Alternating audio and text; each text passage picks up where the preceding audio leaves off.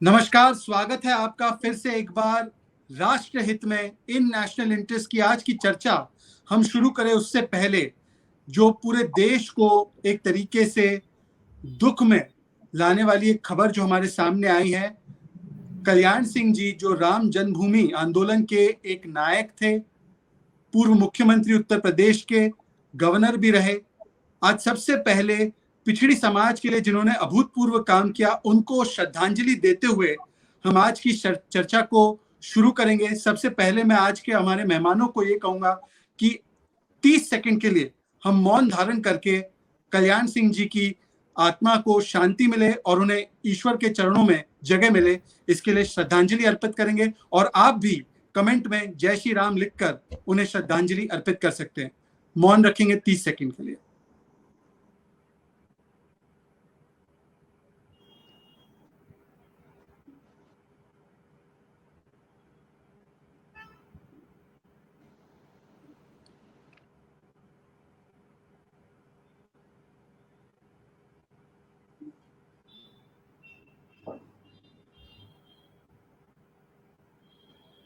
बहुत बहुत शुक्रिया और आज की चर्चा शुरू करते हैं।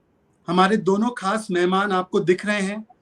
हमेशा की तरह हमारे साथ सुनील देवधर जी, भारतीय जनता पार्टी के राष्ट्रीय सचिव, व्यस्त कार्यक्रम होने के बावजूद, राखी का अवसर होने के बावजूद, जन आशीर्वाद आंदोलन और जो उनकी पूरी यात्रा है उसके बावजूद उन्होंने समय निकाला। और हमारे साथ भारतीय जनता पार्टी के वरिष्ठ राष्ट्रीय नेता, राष्ट्रीय प्रवक्ता आरपी सिंह जी जुड़े हुए हैं। पर आज का मुद्दा क्या है? तालिबान की दिख रही है पूरी दुनिया को सच्चाई, पर फिर भी कुछ लोगों को भारत में बैठे बैठे दिख रही है तालिबान में अच्छा है। जी हाँ, तालिबान के कितने यार हैं और वो देश के गद्दार क्यों हैं? आज इसी चर्चा पर हमारे साथ दो वरिष्ठ मेहमान जुड़ चुके हैं। तो बिना कोई देर किए, बिना कोई विलंब किए मैं सीधा आरपी सिंह जी आपके पास आना चाहता हूं।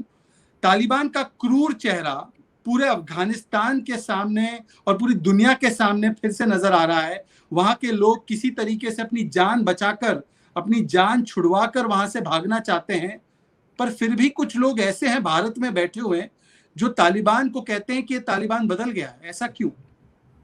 देखिए, आपने करूर चेहरा कहा, मतलब क्रूरता की भी कोई हद होती है। एक वो सब हदें पार करके जब मैं वो देखता हूँ कि माताएं अपने छोटे छोटे बच्चे दे रही हैं कि आप बच्चे ले जाओ, हम यहाँ रह जाएंगे, कोई दिक्कत नहीं, हमारा बच्चा ले जाओ बाहर आप। मतलब उस 96 से 2001 तक हमने ये देखा किस प्रकार वो सड़कों पे बहनों को किस प्रकार से मारते थे, गोली तक मार देते थे, किस प्रकार वो सजा देते थे। वो जो उनका कानून है, शरीयत लॉ का, पता नहीं कौन सा वाला वो वर्जन है, वो कैसा वर्जन है, डेल्टा है, डेल्टा प्लस वर्जन है, शरीयत लॉ का कैसा है, परंतु उसके नाते जो वो वहाँ करते थे 96 से 2001 में सबने देखा है। परंतु जो अब हो रहा है वो एक कदम और आगे हो रहा है। लोगों को इतना दहशत और डर है वहां पर कि वो अपने बच्चे तक दे रहे हैं और बेटियों को घर से निकलना बंद हो गया। मैंने एक वीडियो अभी हाल का देखा, आज से हफ्ता भर पहले का वीडियो है। एक गांव से एक 15 साल की बच्ची को जबरदस्ती उठाकर आज भी ले जाया जा रहा है वहां पर, तो उसको जबरन उठा के लेकर जाया जा रहा है वहां पर। किस प्रकार वहां पर कुछ लोगों ने अफगानिस्तान का झंडा उठाया तो उन पर गोलियां चला दी गई, उनमें से कुछ लोग मारे भी गए और कुछ 12 लोग वहां पर हताहत भी हुए उसके चलते हुए। तो ये सबको दिखता है क्रूरता कैसी, परंतु कुछ लोगों का प्रेम है यहाँ पर, और वो प्रेम कोई नया नहीं है। वो आप उस प्रेम को तालिबान का प्रेम मत समझिए, वो क्रॉस बॉर्डर इस्लामिक प्रेम है। आप अन्यथा मत लेना शहजाद इस बात को, परंतु वो क्रॉस बॉर्डर इस्लामिक प्रेम है। वो खिलाफत मूवमेंट होती है तो वो दिखता है, वो फ्रांस में कुछ घटना होती है तो भारत में दिखता है, और कहीं दुनिया में कुछ होगा तो भारत में कुछ लोग इस प्रकार के हैं जो कि उस पर रिएक्ट करेंगे, उस पे कुछ ना कुछ अपने कमेंट देंगे, और इस प्रकार के कमेंट देंगे जो कि अपने देश के विरोध में जाकर भी कमेंट देंगे। उनको इससे नहीं लेना देना कि भारत में हमारे यहाँ सब संप्रदाय के लोगों को कितना आराम से, कितना सुख से रखा जाता है, कितने आराम से रहते हैं, सबको कोई बराबर सुविधाएं मिलती है। ये नहीं है कि आपके लिए अलग सुविधाएं, दूसरों के लिए दूसरी सुविधाएं। मुझे याद है जब 96 से 2001 का दौर था, वहां पर सिखों को एक पीले रंग का बैच दिया जाता था, एक बैच पहनना पड़ता है पीले रंग का, कि आप मिनॉरिटीज हैं, आप ये पीला रंग का बैच पहनकर बाहर जाएंगे तो आप सड़क पे आ सकते हैं, नहीं तो आपको गोली मार दी जाएगी। ये हालत है वहां पर। ऐसी हालत हमारे देश में तो नहीं है, परंतु हमारे यहाँ एक मुनव्वर राणा साहब है, वो कहते हैं हमारे देश में ज्यादा क्रूरता है, वहां बहुत ठीक है। एक और है नुमानी साहब हैं, all India personal law board के, वो हमारे यहाँ से उनको बधाई भेजते हैं और कहते हैं आपका स्वागत है। मतलब अभी उनका भी वहाँ कोई राज्य स्थापित नहीं हुआ, अभी राज्य स्थापित होना है, अगर स्थापित हो रहा है सो कॉल्ड तो, परंतु पैसे एडवांस में बधाई जा रही है, एडवांस में मिठाई बांटी जा रही है यहाँ पे उनके नाम के ऊपर की, जैसे पता नहीं वो क्या ऐसा कर देंगे जिससे भारत के यहाँ पर जो हमारे साथी हैं उनको सुख मिलना शुरू हो जाएगा, हम तो समझ नहीं आता। और एक और समाजवादी पार्टी के सांसद हैं, वो कहते हैं कि नहीं बहुत अच्छा हो गया, ये तो वो आज़ादी की लड़ाई लड़ रहे थे, वो ऐसी आज़ादी की लड़ाई लड़ रहे थे जो भारत के स्वतंत्रता जो संग्राम था उसके दौरान जिन लोगों ने लड़ाई लड़ी वैसी कुछ लड़ाई लड़ रहे थे, और उससे कंपेयर कर देते हैं। अब मैं कल आपसे शायद उस चैनल पे CNN पे IBN पे प्रतीक के शो पर 2 बच्चियां थी वहां पर अफगानिस्तान की, उन्होंने कहा भी ऐसे लोग हैं उनको बोलो कि सोनिया शायद नाम था उस बिटिया का, उसने कहा कि ऐसे लोग हैं उनको कृपा कर कर बोलो ना कि अपनी बीवियों और अपनी बेटियों को और अपनी बहनों को वहां भेज दे थोड़े दिन के लिए, 1 साल भर भेजने समय लग जाएगा, अगर ठीक ठाक वापस आ जाएंगी तो आप तारीफ कर लेना, नहीं तो आप भी वहां जाकर रहने लगो। और मैं तो कहूंगा ऐसे जितने लोग हैं जिनको बहुत ज्यादा प्यार आ रहा है तालिबान के पर, या उनको लगता है कि जैसे वहां पे कोई जन्नत आ जाएगी, वहां पर कुछ बरसात होने लगेगी, तो जाए ना जी, अपनी फैमिली का वीजा कटवा लें, और उनको टिकट विकेट की दिक्कत हो रही हो, कुछ आजकल फ्लाइट वेट की दिक्कत हो रही है, तो मैं ईमानदारी से कह रहा हूँ और मैं इस पर खर्चा दूंगा जी, कि मैं अपनी तरफ से उनको एक चार्टर्ड प्लेन कर दूंगा, कोई 4-5 लाख रुपए खर्चा होगा वो दे दूंगा, चार्टर्ड प्लेन में अपने परिवार को साथ बिठाएं, खास करके अपने बेटों को छोड़ जाएं, बेटियों को साथ ले जाएं, अपनी बहुओं को, अपने घर की औरतों को साथ ले जाएं, और जरा जाकर देखें, थोड़ा 1 साल 1.5 साल 2 साल रहकर आनंद ले लें, सही सलामत आएंगे तो हम स्वागत करेंगे। परंतु अफसोस ये है कि मैंने कहा ना जी, एक प्रकार से दुनिया में कुछ भी कहीं होगा उसका हल यहाँ करना, मतलब खिलाफत मूवमेंट होगी तो यहाँ पे हल सपोर्ट करेंगे, हालांकि यहाँ के भारत के मतलब मैं इसको इस्लाम से नहीं देखा, यहाँ पर भारत के बाकी लोग भी है वो भी सपोर्ट करते हैं, नहीं हमको सपोर्ट करना है, मतलब ये विडंबना है देश की, विडंबना है। सुनील जी, मैं आपसे पूछना चाहता हूँ, आप आइए अब चर्चा में, कि ये तालिबान महिमा मंडन क्लब, ये TMC, इसका क्या मकसद है? ये तालिबान में इनको क्या अच्छाई दिख रही है और क्यों, जबकि खुद अफगानिस्तान से जो लोग भारत आ रहे हैं या जो ऑलरेडी यहाँ पर है, ठीक का सिंह साहब ने वो खुद बयान दे रहे हैं कि तालिबान की असलियत क्या है, तो इनमें इनको अच्छाई क्या दिख रही है? देखिए, मैं तो एक तो बहुत ये जो संकल्पना जो बताई RP सिंह साहब ने, मैं उसकी तारीफ करता हूँ। ये जो इंडियन एयरफोर्स के जो विमान यहाँ से जा रहे हैं वहाँ के संकट में पड़े हुए लोगों को लेकर आने के लिए जी, तो इस देश में जो मोदी सरकार आने के बाद बहुत सारे आमिर खान से लेकर कई सारे लोगों ने कहा ना कि हमें डर लग रहा है इस देश के अंदर, तो मैं तो कहता हूँ ऐसे सारे जितने डर लगने वाले लोग हैं ना, इन सबको इस विमान में बैठाकर वहां भेज देना चाहिए, और वहां पर जिनको डर लग रहा है उनको यहाँ पर लेकर आना चाहिए, दोनों तरफ विन विन सिचुएशन होगी। 1-1.5 साल वहां पर रहे, अपनी बच्चियों को साथ में लेकर जाए, वो भी वहीं पर रहे ना, वो भी वहीं पर रहे, और वहां पर थोड़ा सा वहां का let them face the music of reality. और यहाँ पर बैठकर जो है तारीफ करना बहुत आसान है। कितना दुर्भाग्यपूर्ण है कि मुस्लिम पर्सनल लॉ बोर्ड का एक व्यक्ति जो है वो कहता है कि ये बधाई का संदेश यहाँ पर बैठकर देता है जी, और समाजवादी पार्टी का एक सांसद तो मतलब हद हो गई यार, पराकाष्ठा हो गई पतितावस्था की, कि वो भारत के स्वाधीनता सेनानियों के साथ आप उनको जोड़ते हो, आप भगत सिंह, सुखदेव, राजगुरु के साथ तालिबानियों को जोड़ते हो, मतलब ये कितना बड़ा भयंकर पाप है मोदी के विरोध करते करते। और एक ये मैं बताता हूँ शहजाद जी, ये वोट बैंक की राजनीति हो रही है। कैसे? क्योंकि बिल्कुल सही मैं आपको बताता हूँ, जैसे कट्टरता को सराहना करना, इससे इस देश के कुछ कट्टरपंथियों की जो वोट बैंक है वो अपने को मिले, इसके कारण ये सारी ये जो स्टेटमेंट्स आते हैं ना, ये वोट बैंक की राजनीति है, ये मेरा मानना है। और ये समाजवादी पार्टी फिर एक बार अपनी वोट बैंक को कंसोलिडेट करने की कोशिश कर रही है, कि जो उनका तरीका है कि मुसलमानों को इस तरह से बयानबाजी करो जिससे वो खुश हो जाएंगे, उनको जो है मोदी योगी के खिलाफ और भड़काओ, और इसके लिए तालिबान की जो उन्होंने तारीफ की है, या तालिबान को जो स्वाधीनता सेनानियों के साथ जोड़ा है, ये मतलब ऐसा पाप है जिसको माफ नहीं किया जा सकता। और अगर योगी सरकार इनके खिलाफ कार्रवाई करती है तो वो बहुत सही बात है, इसमें कोई गलत बात नहीं है। शहजाद भाई मैं आ रहा हूँ आरपी सिंह जी। सुनील जी, आप कह रहे हैं ये मुस्लिम तुष्टीकरण की राजनीति है, पर वहां से भागने वाले भी तो मुसलमान हैं जो प्लेन पर या पहिए पर लटक कर आने की कोशिश कर रहे थे। वो कौन से नॉन मुस्लिम थे? वो भी तो मुस्लिम थे। तो किस तरीके से मुस्लिम तुष्टीकरण की राजनीति कर रहे हैं? ये नरेंद्र मोदी जी की जो एक स्वच्छ और शुद्ध भावना है ना देशवासियों के प्रति, और वो हमेशा कहते आए हैं कि चुनाव होने के बाद, जीतने के बाद वो कहते हैं जो भी पहले 17-20-22 करोड़ वोट मिले थे अब उससे ज्यादा मिले हैं। जिन्होंने हमें वोट दिया है उनकी भी ये सरकार है, जिन्होंने हमें वोट नहीं दिया है उनकी भी ये सरकार है। और मैं प्रधानमंत्री 130 करोड़ भारतवासियों का हूं। वो कभी भी पूजा पद्धति के आधार पर भेदभाव नहीं करते हैं। हिंदुस्तानी संकट में है वहां पर, तो वहां का हिंदुस्तानी उसका बिना धर्म देखे उसको इस देश में सुरक्षित लेकर आना, ये मोदी सरकार की प्रायोरिटी है। और इसके लिए किसी भी हद तक मोदी सरकार जा सकती है, गए 7.5 वर्षों में सारी दुनिया ने देखा है। इस देश में रहने वाले जो कट्टरपंथी है जी, उन लोगों को जो है इससे वो सबक नहीं लेते कि जब पार्टीशन हुई और पार्टीशन होने के बाद मुसलमानों का एक अलग देश बनने के बाद कुछ मुसलमानों को ऐसे लगा कि हम वहां चले जाए, अब वो मुसलमानों का देश हो गया है। तो आवाज दे कहाँ है गाने वाली नूरजहां भी वहां चली गई थी।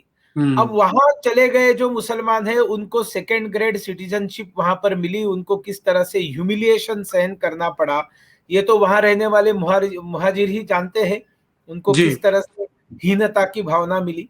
तो यहाँ पर बैठकर सब सुंदर लगता है, सब अच्छा लगता है।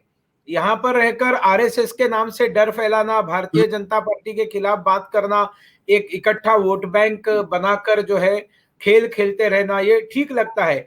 लेकिन वहां जाने के बाद जब एक्चुअल में वो झुलसते हैं, आप उन मुसलमानों को पूछो कि जो दुनिया भर में प्रताड़ित होकर मोदी सरकार ने उनसे प्यार से उनको वहां से निकाल कर यहाँ पर लाया, उनसे जाकर पूछो ना मोदी सरकार क्या है। वो तो भारत माता की जय वंदे मातरम बोलते हुए उनका इस्लाम नहीं घिसता है। इसलिए यही तरीका है कि इनको अगर इतना अच्छा लगता है तो बधाई यहाँ पर बैठकर क्यों देते हो पर्सनल लॉ बोर्ड वाले, आप वहां जाकर खुद बधाई देकर गुलदस्ता वगैरह देकर आ जाओ ना, और वहां पर ही थोड़ा सा उनके आतिथ्य का स्वीकार कर लो, कुछ दिन वही रहकर बिरयानी खाकर आ जाओ, अपने बहन बेटियों को लेकर जाओ वहां पर।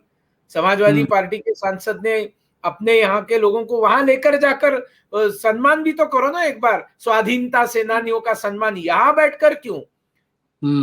यहाँ बैठकर इसलिए क्योंकि वो कट्टरपंथी मुसलमानों को कंसोलिडेट करना चाहते हैं, मुसलमानों को बरगलाने की कोशिश कर रहे हैं। इसका बहुत बड़ा कारण ये है, मैं बार बार बताता हूं, मोदी सरकार की सारी स्कीम्स जो गरीब कल्याण की है, इस देश में सबसे बड़ा गरीब तबका एक तो हमारे शेड्यूल ट्राइब और नोमैडिक ट्राइब के लोगों का है, और दूसरा गरीब तबका अल्पसंख्यकों का है, मुसलमानों का है जी। और इसलिए ये सारे दे आर ऑल बेनिफिशियर्स। और उसके कारण हो ना हो, मोदी ने इन सब गरीबों के अंदर एक जबरदस्त ब्रेक थ्रू किया है और उन्होंने उनका कल्याण भी किया है। और कल्याण किया है तो हम लोग राजनीति भी तो करते हैं ना, तो उसमें उनके वोट बैंक के अंदर भी सेंध लगने के डर के कारण उनके अंदर धार्मिक कट्टरता बढ़ाने का पाप सपा, कांग्रेस, कम्युनिस्ट कर रही है। आरपी सिंह जी, आपने अभी एक बयान का हवाला दिया मुनव्वर राणा का, जो कि एक शायर है। उनकी हालांकि स्क्रिप्ट बदल गई जब एफआईआर हो गई उन पर, क्योंकि उन्होंने भगवान वाल्मीकि की भी तुलना तालिबान से की। पर उन्होंने एक बात कही जो आपने जिक्र किया कि भारत में ज्यादा क्रूरता है। तो मुझे ये समझाइए आरपी सिंह जी, अगर भारत में ज्यादा क्रूरता है तो फिर वो सीए के द्वारा वहां के मुसलमान या बाकी दुनिया के मुसलमानों को भारत में लाने की वकालत क्यों कर रहे थे? ये दोहरा मापदंड नहीं है क्या? शहजाद, आपने बहुत बढ़िया बात कही कि ये बिल्कुल दोहरा मापदंड है। और एक तरफ से दुनिया के मुसलमानों को भारत में लाने के लिए यहाँ पर विरोध किया जाता है, यहाँ पर कई महीनों तक लगातार सड़कें बंद की जाती हैं और एक तरफ फिर कहा जाता है कि नहीं नहीं यहाँ पर क्रूरता ज्यादा है। असल में मुनव्वर राना साहब सारी जिंदगी मौज की जिंदगी, आराम की जिंदगी गुजारते रहे, आज भी आराम की जिंदगी गुजार रहे हैं। और उनको यहाँ मुझे कहना चाहिए, अगर एक बार चले जाएंगे ना अफगानिस्तान या तालिबान के किसी एक शहर में चले जाएंगे जहाँ तालिबान ने कंट्रोल कर लिया है, तो उनको सब अगला पिछला सब याद आ जाएगा कि कहाँ सब शहरो शहरी सब निकल जाएगी उनकी। और खासकर तो मुझे लगता है उनकी पोती पातियां होंगी, नातियां होंगी, उनको अगर उनको लेकर जाएंगे तो समझ लग जाएगा भी कहाँ क्रूरता कैसी है क्या नहीं है। उनकी बेटी पार्टी की प्रवक्ता है, टीवी पर आती है। जी, मैं जो अगली बात कह रहा था, देखिए जो बात अभी सुनील भाई कह रहे थे कि ये सारे लोग वोट बैंक के चलते सब बात कर रहे हैं। और मुनव्वर राना क्योंकि प्रधानमंत्री मोदी जी के खिलाफ एक स्टैंड लेना है, प्रधानमंत्री मोदी जी के खिलाफ बोलना है, उसके चलते उन सबके पक्ष में कुछ भी कहना है जो प्रधानमंत्री मोदी जी के विरोध में दिखती हो, वो समाजवादी पार्टी हो, वो महबूबा मुफ्ती हो या कोई और हो, उन्होंने उनका विरोध उनके पक्ष में देखना और मोदी जी का विरोध करना ही करना। मैं एक उदाहरण देता हूँ, अगर आपको याद दिलाता हूँ थोड़ा इतिहास। मुलायम सिंह यादव जी क्योंकि वोट बैंक की राजनीति करते थे, अपीसमेंट करते थे, जब अटल जी ने परमाणु बम का विस्फोट किया था, पोखरण किया था, उस समय उन्होंने कहा था कि हमको पाकिस्तान को 20,000 करोड़ रुपया देना चाहिए क्योंकि पाकिस्तान एक गरीब देश है। अब उनको मजबूरी में हमारे बाद वहां पर न्यूक्लियर बम का विस्फोट करना पड़ा, वहां टेस्ट करना पड़ा, और उनकी मजबूरी में करना पड़ा। उस गरीब देश के पास पैसे नहीं थे, हमको भारत को कॉम्पनसेट करना चाहिए। अब सोचिए किस हद तक, ये मुलायम सिंह यादव जी का तब का मेरे मेमोरी में बयान है। तो हम किस हद तक जा सकते हैं वोट बैंक की राजनीति में कि अपने घर का पैसा निकाल कर हम पाकिस्तान को दे दें। तो ये कुछ भी करेंगे, किसी हद तक जाएंगे। परंतु एक बात बड़ी स्पष्ट है, मैं ये मानता हूँ, भारत का ज्यादातर मुसलमान ऐसा है जो इनकी सुनता नहीं। 99.9% मुसलमान इनकी सुनता नहीं। कुछ गिने चुने उंगलियों पर रह गए हैं, इनकी बहू बेटियां इनकी सुनती नहीं। वो ट्रिपल तलाक बिल के बाद उनको समझ लग गया कि कौन किसके पक्ष में है। और दूसरा ये कि इनको ये भी समझ में आना चाहिए कि प्रधानमंत्री मोदी जी के लोगों के ध्यान में क्या कि हम लोग थोड़ी कोई इतना ओवरलैप होता है, इतनी स्पीड से चीजें बदलती हैं कि हम लोग चीजें भूल जाते हैं। मोदी जी का सेकंड टाइम जो प्रधानमंत्री बने हैं 30 मई को बने, और अगर मुझे ठीक याद है 8 या 9 जून को सबसे पहला डिसीजन क्या लिया था कि देश के 5 करोड़ माइनॉरिटीज के बच्चों को स्कॉलरशिप दी जाए ताकि वो पढ़ाई लिखाई कर आगे बढ़े। अब ये क्या चाहते हैं कि वो 5 लाख बच्चे तो 5 करोड़ सॉरी वो जो 5 करोड़ बच्चे हैं वो माइनॉरिटीज में तो ज्यादातर मुसलमान ही हैं। तो ये क्या चाहते हैं कि इनके बच्चे वैसे बने जैसे तालिबान वाले बच्चे हैं क्या, वो हाथ में बंदूक उठाए या हाथ में कंप्यूटर उठाए। ये सोच का फर्क है। इनके हिसाब से है कि बंदूक उठाओ, गोली चलाओ, और जो ना आपके हिसाब से माने उसको गोली दाग दो। हमारी सोच क्या है कि देश का बच्चा है, वो मुसलमान है, अगर पढ़ाई में पीछे छूट गया है तो उसके हाथ में एक कंप्यूटर लैपटॉप होना चाहिए ताकि वो जब बटन दबाए तो दुनिया भर में एक मैसेज है कि हाँ, और उस बटन से वो अपनी इकोनॉमिक की हालत अच्छी कर सके, कोई नई चीज खोज सके देश के लिए, दुनिया के वेलफेयर के लिए खोज सके। और जो सुनील भाई भी एक बात और कह रहे थे, जब गांव में बिजली जाती है तो सबके लिए जाती है, जब शौचालय बनते हैं तो सबके लिए बनते हैं, जब सिर पे छत बनती है तो सबके लिए बनते हैं, और जब वो गैस का सिलेंडर मिलता है तो सबको मिलता है। ये नहीं कि ये सोच कर दिया जाता है किसी जाति धर्म के हिसाब से दिया जाता है। तो ये फर्क तो समझ में आ नहीं रहा। और उसके चलते हुए मैं आज भी मानता हूँ कि मेजॉरिटी जो मुसलमान है, जब मैं मेजॉरिटी कहता हूँ तो 99.9% मान के चलता हूँ, वो इनके साथ नहीं है। कुछ गिने चुने, मतलब देश भर में गिनेंगे तो कुल मिलाकर 10,000 की संख्या होगी, 20,000 की संख्या होगी, इस प्रकार के लोग होंगे जो इनकी सोच से प्रभावित होते होंगे, महबूबा की सोच से प्रभावित होते होंगे। और एक सेकंड, महबूबा की तो मजबूरी है कि वहां पर वो अपनी जमीन खो चुकी है। वो अभी जो चुनाव हुए, पंचायत के चुनाव हुए, जो इवन डीडीसी के चुनाव जिसमें सबके सब मिलकर लड़े थे, उसमें भी अपनी जमीन खो चुके हैं। सबसे ज्यादा सीटें वहां पे भाजपा की है, वहां पे डीडीसी इन लोगों की सीटें उतनी नहीं है। ये मिलकर भी करते थे तो जाकर कुछ मामला बढ़ता था इनका। तो बड़ा स्पष्ट है, अपनी खोई जमीन वापस लाने के लिए किसी हद तक जाएंगे, कहेंगे नहीं हमें तो तालिबान अच्छा लगता है, कश्मीर में तालिबान की हालत जैसे होनी चाहिए, तो उनको तालिबान अच्छा लगता है। तो मैं चाहूंगा, उनकी बिटिया बहुत एक्टिव है, जब वो जेल में थी, जब उनको नजरबंद किया गया था, तो उनकी बिटिया उनके अकाउंट चलाती थी, भेज दें थोड़े दिन के लिए अपनी बिटिया को वापस, तो समझ लग जाएगा कि किस प्रकार की हालत है वहां पर। सुनील जी, इस बात पर आप भी थोड़ा सा हमें बताइए कि महबूबा मुफ्ती जिसकी बात अभी आरपी सिंह जी कर रहे थे, वो धमकाती है देश को, वो एक तरीके से वार्निंग और चेतावनी देती है कि बातचीत करना शुरू कर दो। बातचीत किससे? पाकिस्तान से, क्योंकि वहां पे तो ऑल पार्टी मीटिंग अभी प्रधानमंत्री ने की थी जून में। बातचीत शुरू कर दो, 370 जो है वो फिर से ले आओ, वरना तालिबान जैसा हाल हो जाएगा। अमेरिका को भागना पड़ा वैसे आपकी हालत हो जाएगी, आप गायब हो जाएंगे। इसके क्या मायने, इस बयान के क्या मायने हैं?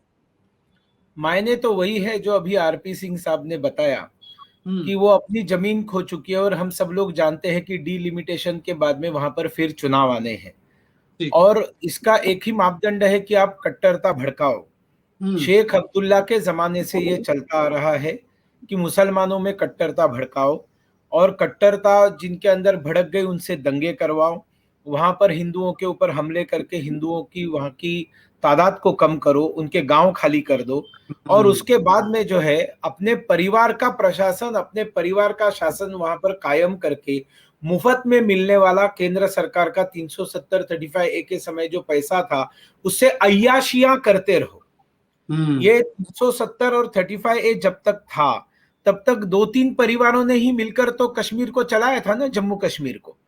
और इतना सारा पैसा जो आता था उस पैसे का कोई हिसाब नहीं, कितना प्रचंड भ्रष्टाचार वहां पर हुआ था। अब 370 और 35A जाने के बाद किस तरह से सामान्य मुसलमान कश्मीर का धीरे धीरे आर्थिक मुख्य प्रवाह में आ रहा है। राष्ट्र की मुख्य प्रवाह में पहले नहीं था, ये मैं कभी मानने के लिए तैयार नहीं हूं, क्योंकि कुछ लोगों को वहां पर भड़काना, कुछ लोगों को बाहर के पैसे से, स्पॉन्सर्ड पैसे से जो है भारत के खिलाफ खड़ा करना, ये खेल तो बिल्कुल मैंने कहा शेख अब्दुल्ला के जमाने से चल रहा है। अभी वहां पर नेशनल कॉन्फ्रेंस ज्यादा कट्टर बनती है या ये ज्यादा कट्टर बनती है, ये इन दोनों में अभी होड़ लगी हुई है कि जो ज्यादा कट्टर। एक चीज समझाइए आप, क्योंकि उदारवादी और तथाकथित उदारवादी या तथाकथित प्रगतिशील राजनीति पर भी काफी बातें रखते हैं। ये कैसी प्रगतिशीलता है या ये कैसा उदारवाद है कि तालिबान ने प्रेस कॉन्फ्रेंस कर लिया तो तालिबान बहुत प्रगतिशील हो गया? अब वो महिला अधिकारों की बात करने वाली मंडली, अभिव्यक्ति की आजादी की बात करने वाली मंडली कहाँ है? उनको लग रहा है उसका सम्मान कर रही है तालिबान। देखिए, इन लोगों का सबका सिलेक्टिव आउटरीच रहता है, सिलेक्टिव प्रोटेस्ट रहता है, और सिलेक्टिव साइलेंस भी रहता है। इनकी खामोशी भी चुनी हुई रहती है। वो कत्ल भी करते हैं तो चर्चा नहीं करेंगे, और यहाँ पर आह भी भरेंगे तो करेंगे बदनाम, और यहाँ आह नहीं भी भरोगे तो भी दिखाएंगे कि इन्होंने कत्ल किया है और चिल्लाना चालू करेंगे। तो इनका जो दोगलापन है, they are already expose, they have expose themselves, वो अपने आप को एक्सपोज ऑलरेडी कर चुके हैं। लेकिन वो है ना कि वो आदतें हैं जो जाती नहीं है, और वो अभी भी इंतजार में बैठे हुए हैं कि ये मोदी सरकार चली जाएगी और फिर एक बार इस देश के अंदर अनार्की जैसी स्थिति निर्माण होगी, और फिर कांग्रेस कम्युनिस्टों का मिला जुला राज आ जाएगा, और फिर वापस इनकी विदेश यात्राएं चालू होगी, वापस इनके एनजीओस को फंडिंग चालू होगा, फिर एक बार ऊंची दारू और ऊंची होटल में प्रवास और बाकी सारी अय्याशियां चालू होगी।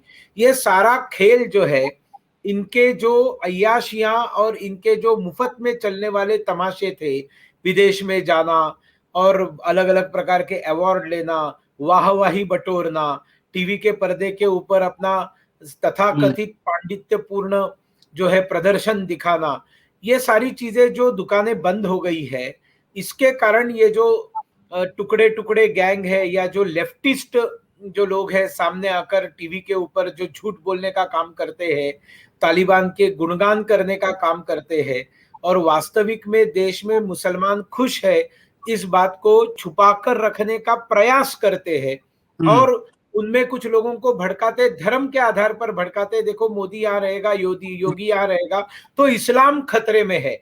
तो ये इस्लाम खतरे में है वाला एक डर निर्माण करके, क्योंकि सारी दुनिया जानती है मुसलमान अपने पूजा पद्धति के प्रति बहुत कट्टर है, और इसलिए उसको एक बार अगर नारा दे दिया कि इस्लाम खतरे में है तो बाकी वो 4 चीजें नहीं देखेगा, बिजली नहीं देखेगा, पानी नहीं देखेगा, वो इमोशंस में चला जाएगा। आइडेंटिटी पॉलिटिक्स जानते हुए इमोशंस भड़काने का पाप ये लोग कर रहे हैं।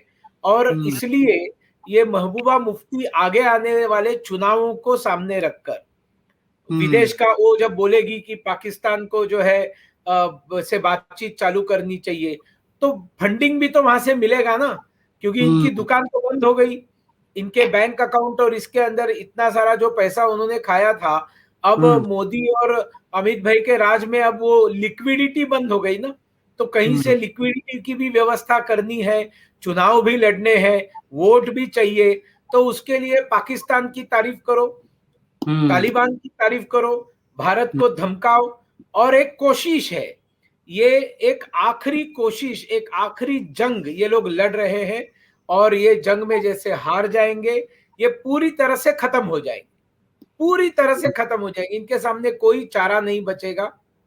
आखिरी बार इन्होंने देखा कि ये जब चुनाव के प्रक्रिया से लोकसभा के अंदर जाने के रास्ते बंद हो गए, तब ये दोगले लोग आकर बैठ गए शाहीन बाग में और देश भर में सड़क बंद करने के लिए बैठ गए। और बिल्कुल सही कहा आरपी जी आपने कि अभी वहां से आने वाले जो मुसलमान है, अब उनको नागरिकता देनी चाहिए, उनको यहाँ पर सम्मान के साथ रखना है या नहीं रखना है। अब उनके लिए अगर सब कुछ ठीक है, तो जो हिंदू आए थे, सिख आए थे, बौद्धिस्ट आए थे, पारसी आए थे, जैनी आए थे, ईसाई आए थे, उनको नागरिकता देने की बात अगर महात्मा गांधी जी से लेकर हम लोग करते रहे, और जब हमारे पास मौका आया हमने नागरिकता दी, तो उसमें कौन सी गलत बात होगी। तो इसलिए ये डबल स्टैंडर्ड्स है, दोगले लोग हैं, अवसरवादी लोग हैं, मौका परस्त लोग हैं, और इसलिए ये इनकी सारी बातों में इन सारी चीजों की दोगलेपन की, मौका परस्ती की बू आती है। और एक चीज महबूबा मुफ्ती को बता देनी चाहिए कि पिछली बार उन्होंने कहा था 370 हटाया तो तिरंगा लहराने वाला कोई नहीं रहेगा। इस बार बुरहान वानी के बाप ने भी तिरंगा लहरा दिया है। पर अब इनको प्रॉब्लम इससे भी हो गई कि देवबंद में आपने एटीएस सेंटर खुलवा दिया। वो कह रहे हैं आरपी सिंह और सुनील देवधर मुसलमानों को परेशान करना चाहते हैं, योगी आदित्यनाथ के साथ मिलके देवबंद में एटीएस सेंटर खोल दिया आपने। एंटी टेरर हम तो चाहते हैं मुसलमान एटीएस के हिस्सा बने, वो एंटी टेरर स्क्वाड का हिस्सा बने, और जो देशद्रोह करे वो कोई धर्म से क्यों जोड़ रहे हैं टेररिज्म को। जो भी देशद्रोह करे उसके खिलाफ बंदूक उठाकर उसको गोली मारे। हम तो कह रहे हैं ये पता नहीं, ये एक नैरेटिव बिल्ड हो गया कि देश के गद्दारों को गोली मारो सालों को, ये कोई बुरा नैरेटिव। मैं तो आज भी आपके समक्ष कह रहा हूँ, जो देश का गद्दार है, जो देश के खिलाफ बंदूक उठाएगा, जो देश के खिलाफ काम करेगा, जो देश के खिलाफ टिफिन बम लाएगा, जो देश को लेकर देश में अलग अलग जगहों पर आईडी बिछाएगा, जो देश को तोड़ने की बात करेगा, उनका तो एक ही रास्ता है, उनके लिए तो एक ही बात है। और इसमें क्या बुराई है। और हम तो चाहते हैं कि वहां पर जितने हमारे साथी हैं मुसलमान भाई हैं, वो भी एटीएस ज्वाइन करें ना, कोई नुकसान थोड़ा कोई। और बहुत सारे मुसलमान भाई ऐसे हैं जो आईपीएस हैं और वो भी एटीएस का हिस्सा बनेंगे, उसी एटीएस का हिस्सा बनेंगे। तो खैर, क्योंकि एक नैरेटिव बिल्ड करना है, एक नैरेटिव बिल्ड करना है, एक हवा खड़ा करना है, एक डुगडुगी बजानी है हिंदुत्व की, जहाँ ऐसी डुगडुगी बजानी कि मुसलमानों को देश में खतरा है, जहाँ इस सबसे खतरा डराकर और उनको एक इकट्ठा कर वोट बैंक की राजनीति करना है। वो समझना कि आस्ता आस्ता उनकी वो जमीन, बेशक वो कश्मीर से लेकर वो यूपी तक सब जगह उनकी आस्ता आस्ता जमीन सरक रही है। अभी थोड़े दिन बाद आप देख लेना यूपी के चुनाव के रिजल्ट आएंगे, आपके जहां पर मुसलमान बहुल्य क्षेत्र है वो भी आउटकम जब आएगा, मैं आपके साथ फिर बैठ जाऊंगा आज से लगभग साल भर बाद, आप देखेंगे यहाँ भी वोट पड़ेंगे। और इस बार बिहार में भी दिखा कि वो वहां पर भी वोट पड़े हैं। तो ये जो डुगडुगी बजाने वाला काम है ना, कि डराओ और फिर उनके वोट ले जाओ, वो जो बंदर या भालू जो नचाने आते थे वो डराते थे पहले, उसके ले जाते हुए, उसके चलते हुए करते थे। अब मुसलमान सब में पढ़ने वाला नहीं है, सब समझता है। कोई जिसका बच्चा पढ़ लेगा, जिसका बच्चे के हाथ में कंप्यूटर आ जाएगा, जिसका बच्चा आगे तरक्की करेगा, उसको क्या दिक्कत है। आप लगातार, अच्छा आज कश्मीर में शहजाद आपका संपर्क होता, मेरा तो लगातार दीवान संपर्क है। जी। कश्मीर का बच्चा इनके साथ नहीं है आज। वो देख रहा है कि उसके गांव में बिजली आ रही है, पानी की सुविधा अच्छी हो गई, सड़क की सुविधा हो गई, उसके गांव में इंटरनेट लग गया, उसके गांव में स्किल डेवलपमेंट सेंटर खुलने शुरू हो गए, उनके यहाँ स्कूल नए खुल गए, कॉलेजेस खुल रहे हैं, यूनिवर्सिटीज खुल रही हैं, उनको सब दिख रहा है और रोजगार के नए आयाम आ रहे हैं। और उनको ये भी पता है कि इनके रहते हुए कैसे रोशनीएट के अंदर जमीन लूटी गई, इस प्रकार स्टेडियम के नाम पे पैसा लूटा गया। अच्छा, आज तक डॉक्टर फारूक अब्दुल्ला ये नहीं बता पाए कि उनका रोजगार का साधन क्या है। उमर अब्दुल्ला का रोजगार का साधन बता दीजिए कि क्या काम करते हैं, क्या रोजगार का साधन क्या है। नीति में इसका थोड़ा कि रोजगार का साधन नहीं होगा, रोजगार का एक ही साधन है कि जो सेंटर से पैसा था उसको लूट लो। ये मैं मुफ्ती साहब से पूछना चाहूंगा कि आपका रोजगार का साधन क्या है। यहाँ आप किसी गमले के अंदर करोड़ों रुपए की खेती कर लेते थे, इस प्रकार के रोजगार के साधन बनाते थे। अभी एक्सपोज होने शुरू हो गए आस्ता आस्ता कर, इसलिए इनको डर लगता है कि अब क्या करेंगे, इसलिए लोगों को डराते हैं, ये अवाम को डराते हैं, ताकि अवाम डरेगा तो हमारी झोली में वोट डालेगा। सुनील जी, अभी ये जो तथाकथित बुद्धिजीवी है, जिनमें अफसोस की बात है कि हमारे देश में बुद्धिजीवियों में स्वरा भास्कर को भी गिनते हैं, जिनको अलेजेड एक्ट्रेस भी कुछ लोग कहते हैं, तथाकथित एक्ट्रेस है। हालांकि बात बड़ गंभीर है थोड़ी सी। कंडेम भी करना है अगर तालिबान को, तो हिंदुत्व आतंकवाद का भी कंडेमनेशन होना चाहिए। ये इफ बट कंडीशन लगाकर ये कंडेमनेशन क्यों होती है? देखो, जो सच्चा हिंदू है ना, वो कभी आतंकवादी हो नहीं सकता, क्योंकि हिंदुओं को आत्मरक्षा बताई है, इसमें कोई गलत बात नहीं है। हमारे सारे देवी देवताओं के हाथ में हथियार है, लेकिन ये हथियार किस चीज के लिए है? ये परित्राणाय साधुनाम विनाशाय च दुष्कृताम है। और इसलिए अहिंसा का जो सही अर्थ है, ये किसी भी प्रकार का अन्याय को बर्दाश्त न करना, और अन्याय को बर्दाश्त न करने के लिए स्वयं भगवान कृष्ण ने हथियार उठाया है। और इसलिए हिंदुओं के हाथ में ऐसा है कि हिंदुओं को कभी किसी ने दुर्बल नहीं समझना चाहिए। हमारी जो सबको मिलजुल कर चलने वाली अयम निजा परोवेति धारणाम लघुचेतसाम उदार चरिता नाम तू वसुधैव कुटुंबकम, ये मेरा है, ये तेरा है, ये छोटे मन की, ओछे मन की, टुच्चे मन की भावना है। उदार चरित्र, बड़े हृदय की भावना है कि सारी दुनिया एक परिवार है। तो ये सारी दुनिया को एक परिवार मानने वाला जो हिंदू है, वो आतंकवादी नहीं हो सकता। अटल जी ने जो अपनी हिंदू तन मन हिंदू जीवन कण कण हिंदू मेरा परिचय कविता लिखी है, उसमें उन्होंने कहा है, कब बताइए कि हमने जाकर किसी काबुल में किसी मस्जिद को ढाया है? हमने कभी ऐसा किया नहीं है। हमने तलवार के आधार पर दुनिया को नहीं जीता है, हमने प्रेम से दुनिया को जीता है। और इसलिए जो सच्चा हिंदू है कभी आतंकवादी हो नहीं सकता। इसका मतलब हमारे ऊपर हमले करेंगे, हमारे ऊपर आकर बम फोड़ेंगे, हमारे ऊपर हत्याएं करेंगे, कश्मीर से लाखों की संख्या में धक्के मारकर बाहर निकालेंगे, तो हम लोग उनके सामने भजन गाते बैठेंगे, ऐसा बिल्कुल नहीं होता है। आत्मरक्षा करने के लिए कानून ने भी हमें अधिकार दिए, सबको अधिकार दिए, लेकिन ये हिंदू आतंकवाद की टर्म को कॉइन करने का पाप इस देश में शरद पवार जैसे राजनीतिज्ञों ने किया था। और इसका कारण ये था कि ये जो पूरे देश भर में मुसलमान कट्टरपंथियों ने जो आतंकवाद चलाया, तो उसके कारण एक ऐसे एसएमएस भी बहुत बड़े पैमाने पर आया और एक ऐसा एक नैरेटिव भी सेट हो गया कि every Muslim is not terrorist but every terrorist each terrorist is a Muslim. इस प्रकार से नैरेटिव निकल गया था, आपको याद होगा उस जमाने में। तो उस जमाने में फिर ये एवरी टेररिस्ट इज ए मुस्लिम, इसको चेंज करने के लिए और इसमें कैसे भी करके झूठ मूठ का करो और संघ वालों को फंसाने का एक प्रयास करो, इसलिए उन्होंने ये हिंदू टेररिज्म का एक टर्म कॉइन करने का पाप इस देश में कांग्रेस ने किया है। कम्युनिस्टों ने इसको बढ़ा चढ़ाकर बोला है और उसके लिए पता नहीं वो स्वरा भास्कर कौन सी कलाकार है, कौन सी फिल्मों में आई, क्या उसके स्वर है। मैंने तो कभी बहुत बड़ा उनका कभी बड़ा परफॉर्मेंस कहीं देखा नहीं। उनके यही सारे परफॉर्मेंस दिखाई दे रहे जो देशद्रोह के परफॉर्मेंस है। पर इसलिए सुनील जी, इस्लामिक कट्टरपंथी को नॉर्मलाइज और मेनस्ट्रीम करने के लिए उसकी तुलना एप्पल्स एंड ऑरेंजेस की तरह हिंदू आतंकवाद, तथाकथित हिंदू आतंकवाद से कर दो। नहीं, ऐसा है कि हिंदू आतंकवाद है ही नहीं ना, तो इसलिए उसके साथ तुलना करना ये चीज ही गलत है। और किसी भी आतंकवाद को आप नॉर्मलाइज करने का प्रयास कर नहीं सकते, वो चाहे कितना भी करे। वो जाए तालिबान की जाकर ब्रांड एम्बेसडर बने, वहां से खूब पैसा वैसा बटोरे, वहीं जाकर रहे और पूरा चेहरा ढककर जो भी उनको एडवर्टाइजमेंट करना है वो एडवर्टाइजमेंट करे वहां जाकर। देखिए, दुख की बात है आरपी सिंह जी, आज अगर ऐसा हिंदुत्व आतंक जिसकी बात ये करती हैं या ये लोग करते हैं, या क्रूरता जिसकी बात हो रही है, अगर ऐसा होता तो भारत से लोग प्लेन पर लटक लटक कर अफगानिस्तान जा रहे होते, ना कि अफगानिस्तान से लटक लटक कर यहाँ पर आ रहे होते। पर बहरहाल एक चीज अगर आज आपने तस्वीरें देखी होंगी तो 300 से अधिक भारतीयों को, और ऐसे भी नागरिक जो भारतीय नहीं है पर हमारे सिख समुदाय के, हिंदू समुदाय के, एक छोटी सी बच्ची इखनूर को भी, जो सबसे छोटी इवैक्यूएशन या उसको कह सकते हैं, उसको लाने का काम भारत की सरकार ने किया है।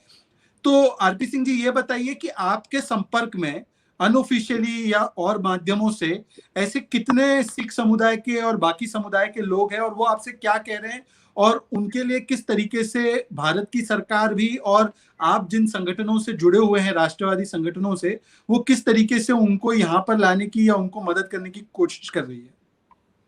देखिए शहजाद, पहली बात तो मैं एक छोटा सा टिप्पणी पहले जो सुनील कह रहे थे तो कर दूं। ये जो पूरा बीज है ना हिंदू आतंकवाद का, ये कांग्रेस ने अपने राज में, जब यूपीए काल था तब शिंदे से लेकर चिदम्बरम से लेकर जितने लोग रहे, सबने इसलिए चलाया कि उनको एक वोट बैंक की राजनीति करनी थी। उनको भी पता कि हिंदू आतंकवाद नाम से कुछ चीज, उनको भी उन्होंने माफिया भी मांगी बाद में कई बार जाकर, और उनको ये भी पता कि हिंदू आतंकवाद नाम से कोई चीज है नहीं, परंतु क्योंकि उनको अपना एक वोट बैंक साधना था, उसके चलते दिग्विजय सिंह तक ने यह कह दिया कि जो 26/11 वो आरएसएस ने कराया। तो ये एक पूरी नए प्रकार का पंच रचा गया वोट बैंक के चलते हुए, और वो ग्रेजुअली एक्सपोज हुए सारे इसमें। ये नहीं कि उसमें कामयाब हुए, उसमें एक्सपोज हुए तभी तो लोगों ने उनको नकारा ना, नहीं तो लोग उनको वोट देते उनके, अगर उनकी सोच चलती। और मैं आज वापस दोहरा रहा हूँ कि आप देखिएगा आस्ता आस्ता ये जो डर कर आप डर की मतलब एक बड़ा हवा खड़ा कर जो वोट लेना चाहते हो ना, वो समाप्त होगा, और आस्ता आस्ता समाप्त हो रहा है। परंतु जिस विषय पे आपने कहा कि वहां पर लगभग कोई 300 लोग ऐसे हैं जो हमारे जो सिख बंधु हैं जो मेरे संपर्क सिस्टम में हैं, और वो भारत के निवासी नहीं है, वो अफगानिस्तान के निवासी हैं, ठीक, और वो भारत आना चाहते हैं। उनमें से कुछ लोगों ने शुरू में कुछ लोगों ने उनके माध्यम से शरारत करने की कोशिश की, परंतु उनको समझ में आ गया कि भारतीय है जो उनको शरण देगा, और भारतीय उनके लिए दरवाजे खोलेगा। और दो सांसद आपने कहा, एक बच्ची आई, 2 सांसद भी आए हैं, तो और उसमें एक महिला सांसद भी है। उन्होंने बड़ा स्पष्ट कहा कि हम आभारी हैं, भारत के आभारी हैं, यहाँ की वायुसेना के आभारी हैं, प्रधानमंत्री मोदी के, उनके बयान है कि हम आभारी हैं इन सबके कि इन्होंने हमको आने का मौका दिया। और वो जो हालात बता रहे हैं, वो मैंने कहा आप होता कि इतिहास थोड़ा धूमिल हो जाता है अगर हम ताजा ना करें। पीले रंग का गले में पट्टा पहनना पड़ता है, और वो पट्टा पहनकर आप सड़क पे जा सकते थे अगर आपको गोली से बचना हो, नहीं तो आप सड़क पे नहीं उतर सकते थे। वो मैंडेटरी हो गया था 2096 और 2001 के बीच। तो वो सब सिखों ने वो काल देखा हुआ है, और मुझे आज अच्छा लग रहा है कि कुछ मेरे जो अकाली मित्र हैं जो कल तक विरोध करते थे सीए का, आज वो इसके पक्ष में हैं। उन्होंने हमारे से संबंध तोड़े कि हमने सीए में हमने मुसलमान नहीं जोड़े। क्या आज मुसलमान वहां से आ नहीं रहे क्या? यहाँ पर उनको शरण नहीं मिल रही क्या? जो मुसलमान आएंगे हम उनको बाहर धकेल देंगे, अफगानी मुसलमान आ रहे हैं उनको भी तो शरण मिल रही है ना जी। हम ये कह रहे हैं कि जो वहां से आ रहे हैं अब उनको समझ आनी चाहिए, जो विरोध कर रहे थे सीए का उनको समझ में आना चाहिए कि सीए की कितनी जरूरत थी। ये जो लोग आज अभी आ रहे हैं कि इनको आज सिटीजनशिप नहीं मिल जाएगी, एक समय काल के बाद इनको सिटीजनशिप मिलेगी, बेशक वो सिख हो हिंदू हो, परंतु उसके अलावा जो बाकी आ रहे हैं उनको रिफ्यूजी भी स्टेटस भी मिलेगा। और जो अभी वहां पे लोग थे, जो सत्ता में थे लोग, वो यहाँ दिल्ली में पहले रिफ्यूजी थे, और जंगपुरा में कई लोग मैं जानता हूँ जो वहाँ एमपीज थे, जंगपुरा में रहते थे, मेरे मित्र थे यहाँ से वो गए वहां जाकर, वो संसद में वहां चले गए, वहां मिनिस्टर्स बन गए वहां जाकर। तो इसलिए ये कहना कि नहीं हम किसी को शरण नहीं देंगे, शरण और अपना नागरिक बनाने में फर्क है सिर्फ। हमें आकर रहे कोई दिक्कत नहीं है। और मैं यहाँ तक कह रहा हूँ कि वहां से छोटी बच्चियां हैं, बेटियां हैं, अगर उनको दुनिया भर में कहीं शरण ना मिले, हमारे देश में है, मैं उन बच्चियों में से एक बच्ची मैं अडॉप्ट पता उनके पेरेंटहुड की बात नहीं कर रहा, उसकी पढ़ाई लिखाई की चिंता करूंगा बिना धर्मांतरण के। वो अपने धर्म को, जिस धर्म को में विश्वास करती हैं, इस्लाम में अपना धर्म में रखे रहें और हम उनकी पढ़ाई लिखाई की भी चिंता करेंगे। परंतु ये कहना कि नहीं नहीं कि हम विरोध करेंगे, इसलिए विरोध, मैंने कहा ये डुगडुगी बजाना, मोदी जी के खिलाफ एक नैरेटिव बिल्ड करने के लिए किसी हद तक जाना, उस प्रधानमंत्री के लिए मैंने कहा ना, जिसने सबसे पहले फैसला लिया कि देश में 5 करोड़ बच्चों को स्कॉलरशिप दी जाएगी, तो इससे बड़ा फैसला हो नहीं सकता।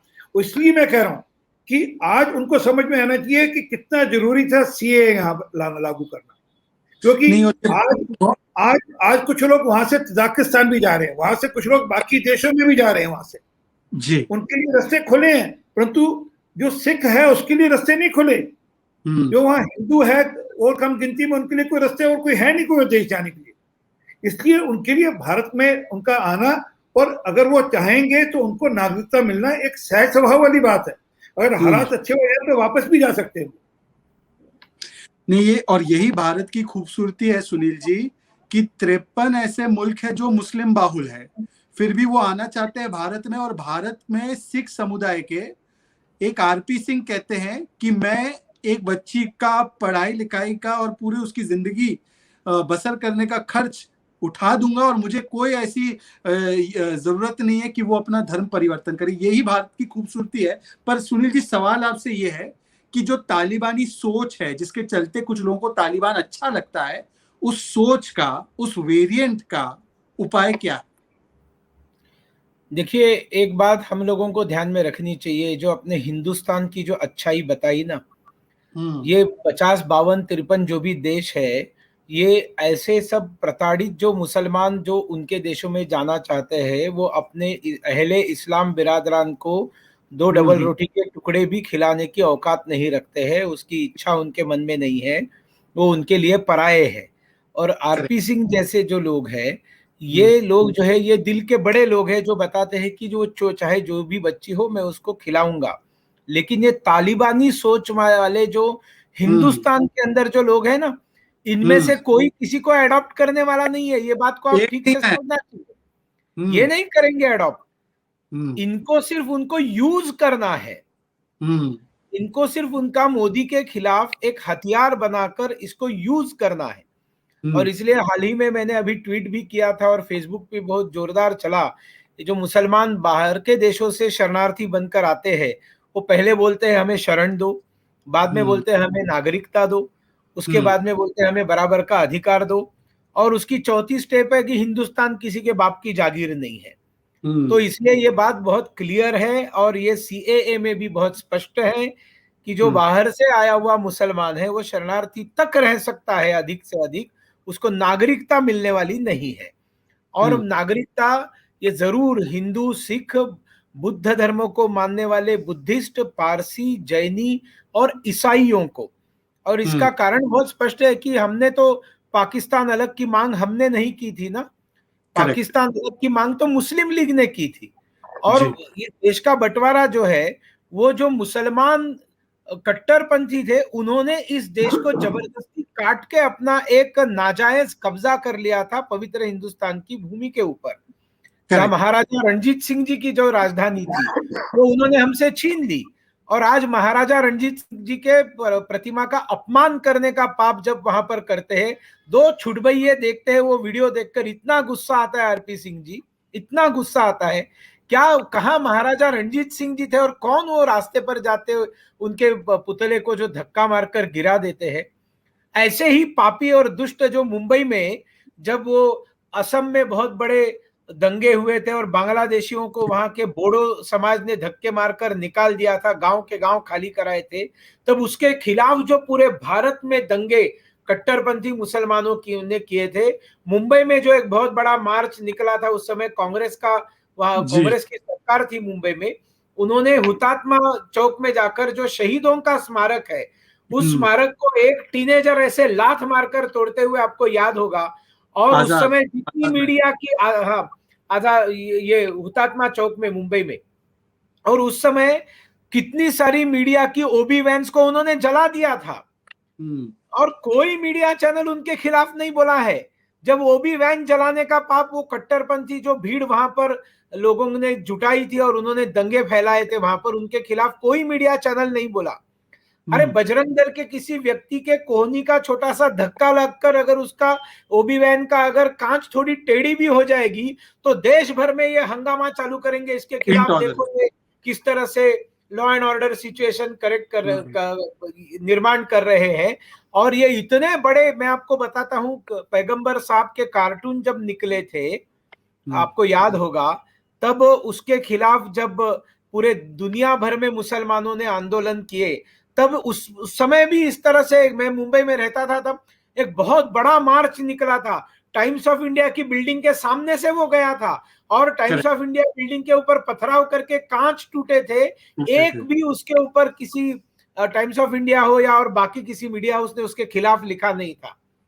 तो इनके, मैंने बताया, इनके सिलेक्टिव साइलेंस होते हैं, सिलेक्टिव आउटरेज होते हैं, और इसलिए भारत की जनता भी अभी सिलेक्टिव बन गई है और इन तालिबानों के यार को हद पार करने का काम इस देश की जनता अपनी पूजा पद्धति भूलकर मोदी ने दिखाए हुए रास्ते पर चल के करने वाली है, इसमें कोई मुझे शक नहीं है।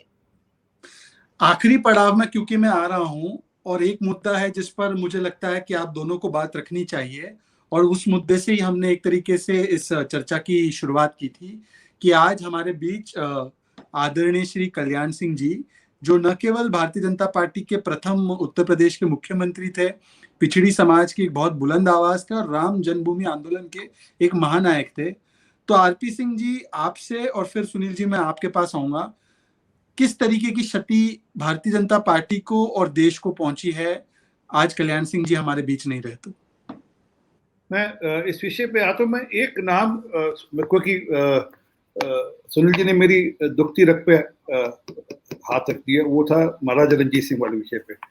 एक सज्जन थे, हाँ मैं माफी चाहता हूँ, खदीम हुसैन रिजवी, वहाँ के स्कॉलर हैं पाकिस्तान में जी, और वो तहरीके लबाइक जो वहाँ पे संगठन उसको रिप्रेजेंट करते हैं। जिस प्रकार की भाषा उनकी इन दोनों में सुनने को मिली, क्या कहते हैं, काना राजा आपके लिए महाराजा हो गया और हम लोग कहाँ जाएंगे, वो इस प्रकार की भाषा, और वहां पे वाहवाही मिलती है। भूलते हैं कि वो काना राजा का राज कंधार से लेकर दिल्ली तक था, और उस काने राजा के जनरल हरि सिंह नलवा के चलते हुए आज पख्तूनी सलवार कमीज पहनते हैं डर के मारे। हरि सिंह नलवा का डर था, जिसके जब हरि सिंह नलवा ने कह दिया कि मैं किसी महिला पर हाथ नहीं उठाऊंगा, किसी बच्चे पे हाथ नहीं उठाऊंगा, तो उसके चलते पख्तूनी आज जो सलवार, जो इमरान खान भी जिस ड्रेस को पहनते हैं, उनके देश के प्रधानमंत्री उस ड्रेस को इसलिए पहनते थे क्योंकि हरि सिंह नलवा का नाम चलता था। हरि सिंह नलवा के नाम से लोग डरते थे, कहते थे अरे छुप जाओ हरि सिंह नलवा आ जाएगा, और ऊपर से बुर्का पहन लेते थे, नीचे सलवार पहनते थे बचने के लिए। तो वो इस प्रकार की सोच, वो कहते हैं काना राज, अरे वो काने ने आपको समझाया, और वो काना सेकुलर था, उस काने के राज में मुसलमान भी थे और क्रिश्चियन भी थे और हिंदू भी थे, सिख भी थे, सारे थे। उस काने ने सोमनाथ मंदिर के दरवाजे भी लाकर लेकर आए वो। तो अफसोस है कि वहां पर किसी ने एक आवाज नहीं उठाई, भारत में किसी ने एक आवाज नहीं उठाई। यहाँ पर मतलब मैं अफसोस है कि हमारे जो सो कॉल्ड इंटेलेक्चुअल थे, उन्होंने एक ने नहीं कहा यार आप एक ऐसे राजा को काना राजा बुलाकर बुला रहे हो, और बड़ा बड़ा बड़ा स्कॉलर है वहां पर वो खदीम रिजवी। तो इसलिए अफसोस है। परंतु वापस विषय पे आता हूँ, जो आपने कहा कल्याण सिंह जी वाला, कल्याण सिंह जी बीजेपी के नेता नहीं थे, वो एक बड़े मानस के नेता थे। मतलब मैं उन दिनों में, मुझे याद है कि मैं पार्टी में युवा मोर्चा में रहा जब मैं कल्याण सिंह जी को फॉलो करना शुरू किया, 93 की बात है। वो कोई पॉलिटिकल नैरेटिव में नहीं उनको बांध सकते आप कल्याण सिंह जी को। वो जिस बैकग्राउंड से आते थे, पिछड़ी जाति से, और उसके बाद जिस प्रकार से वो सबके मानस में, मतलब वो जाति के नेता भी नहीं थे, वो पिछड़ी जाति से आते थे परंतु पिछड़ी जाति के नेता नहीं थे। वो उस मानस के नेता थे जो इस देश का मानस है, जो इस देश का राष्ट्र का मानस है, उस मानस के नेता थे वो मानस था राम का मानस। क्योंकि आप राम को किसी धर्म में या जाति में या पंथ में नहीं बांध सकते। वो राम पूरे देश के हीरो थे, हमारे सबके लिए हीरो हैं आज भी। वो उस सोच के, उस मानस के हमारे नेता थे। उनकी क्षति बहुत बड़ी क्षति है, जो उनकी योगदान है पूरा उस पूरी सोच को रिसर्जेंस के लिए, वो उसका कोई तुलना नहीं है। और उस कमी को पूरा हो नहीं सकता वो जब तक रहे, अभी मतलब कल तक जब तक वो रहे, जब तक उसी मानस को आगे कैसे चले, कैसे बात हो, उस मानस की कैसे चिंता हो, उस पर लगातार निरंतर वो काम करते रहे। वो मुख्यमंत्री रहे तब भी, मुख्यमंत्री पद त्यागा तब भी, जब वो उपराज्यपाल रहे तब भी, जब वो राजनेता रहे तब भी। राम इस देश का मानस में है, राम इस देश के मानस में है, उस सोच को आगे बढ़ाते रहे। सुनील जी, सांस्कृतिक राष्ट्रवाद के पुनर्जीवन में जब अध्याय लिखा जाएगा तो कल्याण सिंह जी का नाम स्वर्ण अक्षरों से लिखा जाएगा, और आज खुद प्रधानमंत्री स्वयं उनको आखिरी श्रद्धांजलि देने के लिए उत्तर प्रदेश पहुंचे। आपकी कोई ऐसी बातचीत जो आपको लगती हो कि देश को और हमारे दर्शकों को बतानी चाहिए, जो किससे आपके जिंदगी में घटित हुए होंगे उनको लेकर, और आपकी इस पर टिप्पणियां कि किस तरीके से कल्याण सिंह जी ने उस सांस्कृतिक राष्ट्रवाद में अपनी भूमिका निभाई? देखिए, स्वर्गवासी कल्याण सिंह जी को सबसे पहले मैं भी अपनी तरफ से श्रद्धांजलि अर्पण करता हूं। और एक बात को मुझे याद दिलाना है, जैसे आरपी सिंह जी ने कहा कि वो पिछड़े समाज से आए जरूर थे, लेकिन नेता वो सबके थे, और यही बड़कपन होता है। मतलब जो व्यक्ति पीछे पड़ा हुआ है उस समाज से आया है, लेकिन वो आगे आने के बाद जिसके कारण हम पिछड़े रहे उसके ऊपर बदला लेने की मानसिकता आपको कई राजनीतिज्ञों में देखने को मिलती है। और जो अपने आप को दलितों के बहुत बड़े नेता मानकर जो एक जहर फैलाने का, कास्टिज्म के आधार पर जहर फैलाने का काम करते हैं, इसके सामने जब आप कल्याण सिंह जी को रखेंगे तो आपको उनकी महानता ध्यान में आएगी कि गरीबी से लड़कर, पिछड़ापन से लड़कर आगे आकर जब एक बड़ा राजनेता बनता है तब सबको लेकर चलना, सबका नेता बनना, सबका साथ, सबका विकास, सबका विश्वास, इस टर्म को कॉइन भले ही नरेंद्र मोदी जी ने किया हो, लेकिन सर्वेपि सुखिनः सन्तु सर्वे सन्तु निरामयाः सर्वे भद्राणि पश्यन्तु मां कश्चित् दुःख भाग् भवेत्, ये जो मूल हमारे वेदों से निकला हुआ मंत्र है, यही है जो नरेंद्र मोदी जी ने कहा है, सबका साथ, सबका विश्वास, सबका विकास। आज की जनता को समझ में आए इस तरह से उन्होंने कॉइन किया है। लेकिन अटल जी की सरकार के समय भी, और जब जब हमें राज्य सरकारें चलाने का मौका मिला, हमने इन बातों को जमीन पर उतारने की कोशिश की। मैं एक बात कल्याण सिंह जी को आपको बताना चाहूंगा। जब वो मुख्यमंत्री बने थे उस समय उत्तर प्रदेश की एजुकेशन की क्या स्थिति थी? भयंकर कॉपी चलती थी, भयंकर कॉपी, मतलब लोग पढ़ाई नहीं करते थे। लोग जो है वो नकल करना और नकल करके पास होना ये तो अपना अधिकार मानते थे। लेकिन ऐसे समय में एक कड़वा घूंट दवा का कल्याण सिंह जी ने पूरे उत्तर प्रदेश को पिलाया था, एंटी कॉपी एक्ट लाकर। वो चाहते थे कि उत्तर प्रदेश की जनता पढ़े, युवा पढ़े, पढ़कर एग्जाम में बैठे और ये नकल करने वाली सिस्टम बंद हो।